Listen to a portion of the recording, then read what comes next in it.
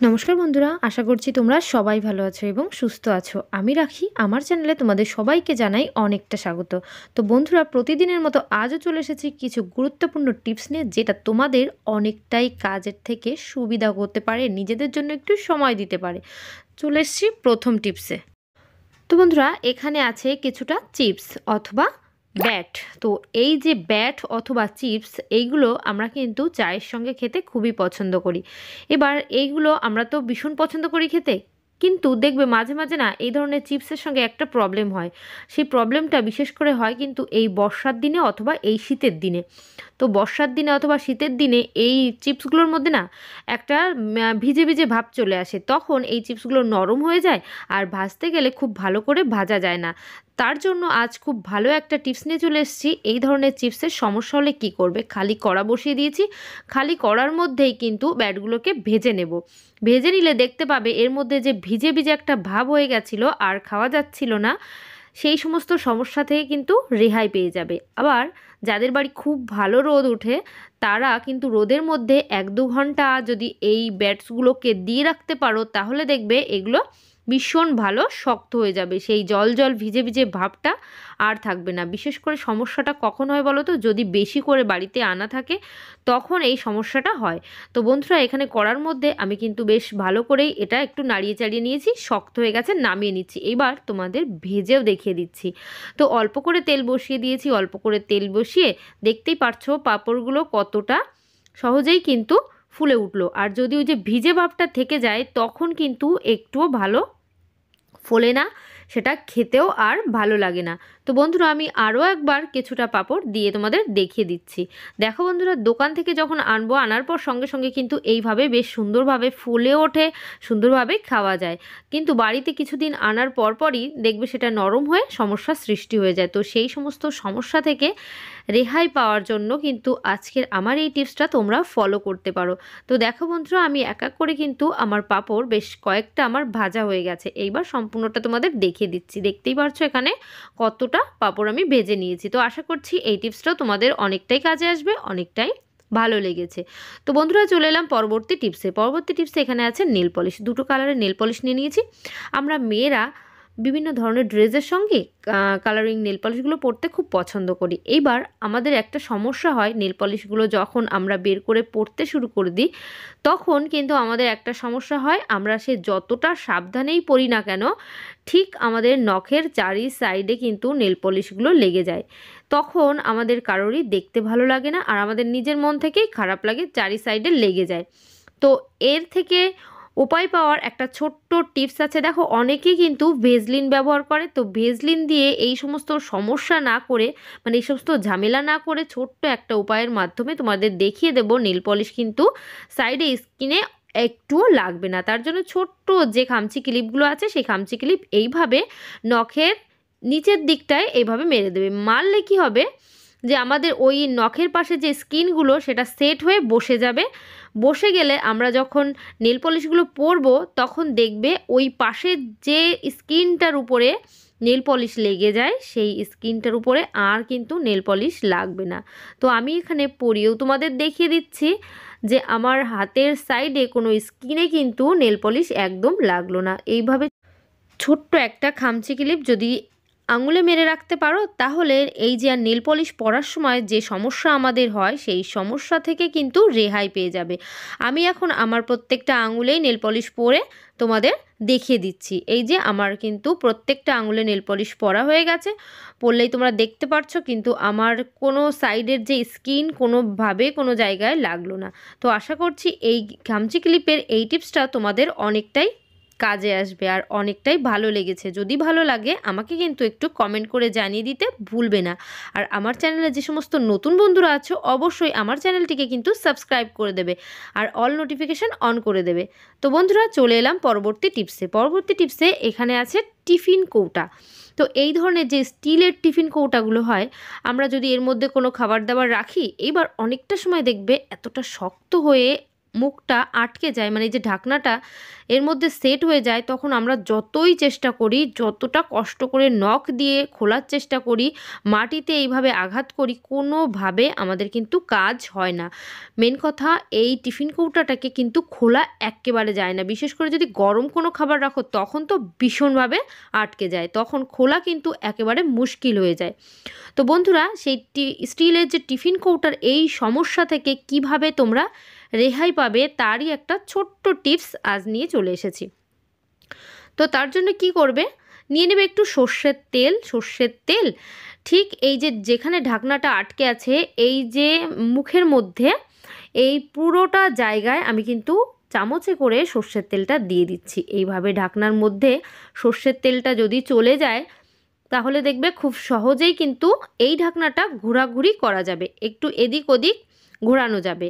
এইবার একটা সমস্যা কিন্তু ভীষণভাবে হয়, যেহেতু সর্ষের তেল দিয়েছি এটা কিন্তু ভীষণ স্লিপ করে। এইবার আমরা যখনই খুলতে যাই, খুলতে আর পারি না, কারণ তেল লেগে আছে এর মধ্যে। তখন কি করবে, একটা কাপড় নিয়ে নেবে, একটা কাপড় দিয়ে শক্ত করে আটকে ধরবে, ধরে এইভাবে প্রেসার দিয়ে একটু ঘোরালেই দেখবে তেলটা যেহেতু মধ্যে গেছে এটা খুব সুন্দরভাবে ঘুরে যাবে। আর একবার যদি ঘুরে যায় একদম খুলে যাবে। তো আমাদের স্টিলের যে টিফিন কৌটার যে সমস্যা, সেই সমস্যা থেকে আমরা কিন্তু রেহাই পেয়ে যাব খুব সহজে। বন্ধুরা, তোমরা দেখতে পেলে টিফিনের কৌটার যে মুখটা কিভাবে খুলে গেল শুধুমাত্র সর্ষের তেলের জন্য। স্টিলের এই ধরনের গ্লাস আছে, থালা আছে, একই সাইজের যখন পাত্রগুলো হয় না, একটার সঙ্গে একটা সেট হয়ে গেলে এইভাবেই আটকে যায়। স্টিলের যখন গ্লাস থাকে তাতেও কিন্তু একই সমস্যা হয়, তখনও তোমরা একটু সর্ষের তেল দিয়েও কিন্তু খুলে নিতে পারো। আশা করছি এই টিপসটাও অনেকটাই ভালো লেগেছে। চলে এলাম পরবর্তী টিপসে।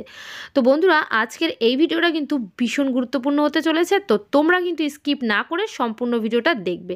এখানে দেখতেই পারছো মোটা যে জ্যাকেটগুলো, সেই জ্যাকেট নিয়ে নিয়েছি। এখন যেহেতু প্রচুর পরিমাণে শীত পড়ছে, সেই শীতে আমরা কিন্তু এই ধরনের মোটা যে জ্যাকেটগুলো ব্যবহার করি। এবার এই ধরনের জ্যাকেটগুলো কিন্তু আমাদের প্রতিনিয়ত ব্যবহার করতে হয়, এখন যেহেতু শীত, সেই শীত থেকে বাঁচার জন্য। আর এই ধরনের মোটা জ্যাকেট আমরা কিন্তু জলে কাচতেও পারি না, তার কারণ হলো এখন এই যে শীতের সময় সূর্যের আলোর না খুব একটা ভালো তেজ থাকে না, এই জন্য নর্মাল জামা কাপড় তাই শোকায় না, আর তারপর এই ধরনের মোটা জ্যাকেট কিভাবে শোকাবে। তো বন্ধুরা, আমরা একটা ছোট্ট উপায়ের মাধ্যমে এই ধরনের জ্যাকেটের যে ব্যবহার করতে করতে একটা দুর্গন্ধ এসে যাচ্ছে তার থেকে কিন্তু রেহাই পেয়ে যাব। হালকা যে নোংরা যদি থাকে হালকা ফুলকা, তখনও রেহাই পেয়ে যাব। তো নিয়ে নিয়েছি একটা বাটি, তার মধ্যে দিয়ে দিয়েছি হাফ চামচ মতো খাবার সোডা, আর দিয়ে দিচ্ছি 1 চামচ মতো পাউডার। তো এইভাবে পাউডার আর খাওয়ার সোডা একসঙ্গে কিন্তু চামচের সাহায্যে খুব সুন্দর করে আমি মিশিয়ে নেব। মিশিয়ে এবার কাজটা কিভাবে করছি সম্পূর্ণটাই কিন্তু দেখবে। এইভাবে মেশানো হয়ে গেল, মিশিয়ে এইবার আমরা নিয়ে নেব একটা ছেঁকনি। তো ছেঁকনির মধ্যে আমি কিন্তু এই মিশ্রণটা ঢেলে দেব। মিশ্রণটা ঢেলে কাজটা আমি কি করব বন্ধুরা, চলো তোমাদের দেখিয়ে দিই।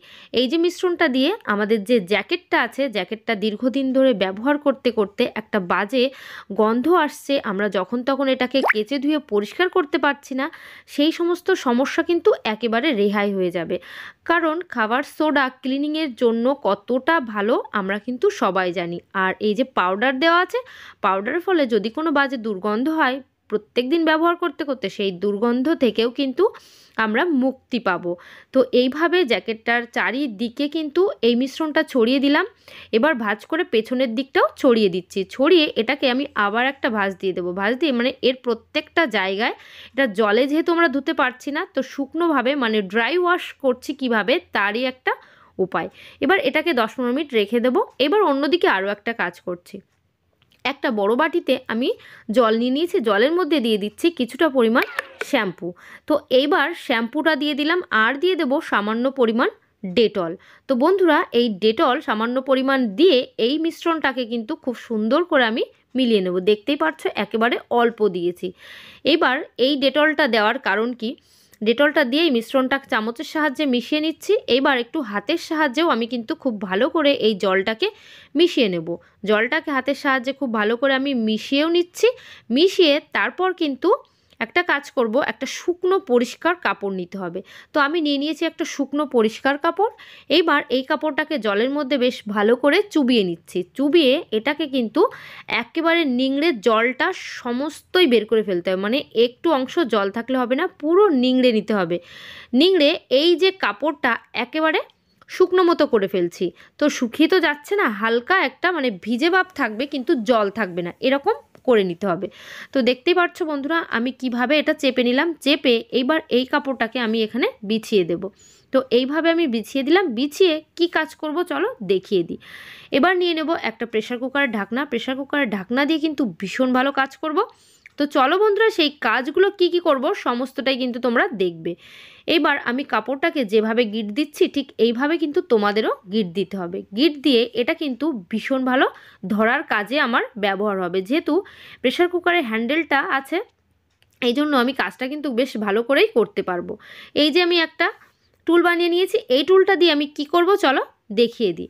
তো আমাদের যে জ্যাকেটটা আছে, যে জ্যাকেটটা আমরা জল দিয়ে ধুতে পারছি না, আমরা ড্রাই ওয়াশ করার জন্যই আমরা এর মধ্যে খাবার সোডা পাউডার মিশিয়ে 10-15 মিনিট রেখে দিয়েছিলাম। আধা ঘন্টা রাখলে খুবই ভালো হয়। যেহেতু আমি ভিডিওটা করছি তার জন্য আমি 10-15 মিনিট রেখে দিয়েছি। এবার এর মধ্যে যে পাউডার খাবার সোডা আছে এইগুলো একটু হাত দিয়ে এইভাবে নাড়িয়ে দিতে হবে, মানে এই যে ঝেড়ে ফেলে দিতে হবে। দেখতেই পাচ্ছ আমি কিভাবে এইগুলো হাত দিয়ে ঝেড়ে ঝেড়ে ফেলে দিচ্ছি। ফেলে তারপর আমি কাজটা কি করব দেখো বন্ধুরা, এইভাবে ঝেড়ে ফেলে দিলে, এটা ফেলে দিলেই শুধু হবে না, এটা কিন্তু পরিষ্কার করার জন্য আমাদের সূর্যের আলোরও প্রয়োজন নেই। আমরা এইভাবে ঘরে বসেই কিন্তু পরিষ্কার করে নিতে পারবো আমাদের এই মোটা মোটা যে জ্যাকেটগুলো। এবার আমি কাজটা কিভাবে করছি দেখো, এইভাবে হাতে খুব সুন্দর করে ধরতে পারলাম। ধরে জ্যাকেটের মধ্যে এইভাবে একটু ঘষে নিচ্ছি। ঘষে নিলে এর মধ্যে যেটুকু পাউডার খাবার সোডা লেগে আছে সমস্তটাই কিন্তু এই কাপড়ের মধ্যে মিশে উঠে আসবে। তো এইভাবে তোমরা তোমাদের জ্যাকেট কিন্তু খুব সুন্দর করে পরিষ্কার করে নিতে পারো। তো বন্ধুরা আমি কাজটা যেভাবে করছি তোমাদের কিন্তু কাজটা ঠিক সেইভাবেই করতে হবে, একটাও কিন্তু স্কিপ করলে হবে না। তো এইভাবে যখন তোমাদের জ্যাকেট হালকা পাতলা কোনো নোংরা হবে, হালকা দুর্গন্ধ হচ্ছে, তখনই কিন্তু তোমরা এই কাজটা করতে পারবে, তাহলে ফল পাবে। যদি দেখো ভীষণ নোংরা হয়েছে, যে কলারের কাছে একেবারে কালো কালো হয়ে গেছে, সেই নোংরায় কিন্তু এই কাজ হবে না। আমি আগেই বলছি, যদি হালকা কোনো নোংরা থাকে, হালকা দুর্গন্ধ থাকে, তোমরা বেশ কিছুদিন ব্যবহার করছো, ব্যবহার করতে করতে একটা স্মেল আসছে, তখন তোমরা এই কাজটা করবে। ভীষণ নোংরা হয়ে গেল তখন কিন্তু জল দিয়ে তোমাদের কাচতেই হবে, সার্ফ সাবান দিয়ে। তো বন্ধুরা আশা করছি আমার এই জ্যাকেট পরিষ্কার করার এই টিপসটাও তোমাদের অনেকটাই ভালো লেগেছে আর অনেকটাই কাজে আসবে। যদি খুব ভালো লাগে আমাকে কিন্তু একটু কমেন্ট করে জানিয়ে দিতে ভুলবে না। তো চলো বন্ধুরা আজকের ভিডিও আমি এখানেই শেষ করছি। আশা করছি সবাই ভালো থাকবে, সুস্থ থাকবে। আবার নেক্সট কোনো ভিডিও দেখা হবে। তো বাই, টাটা।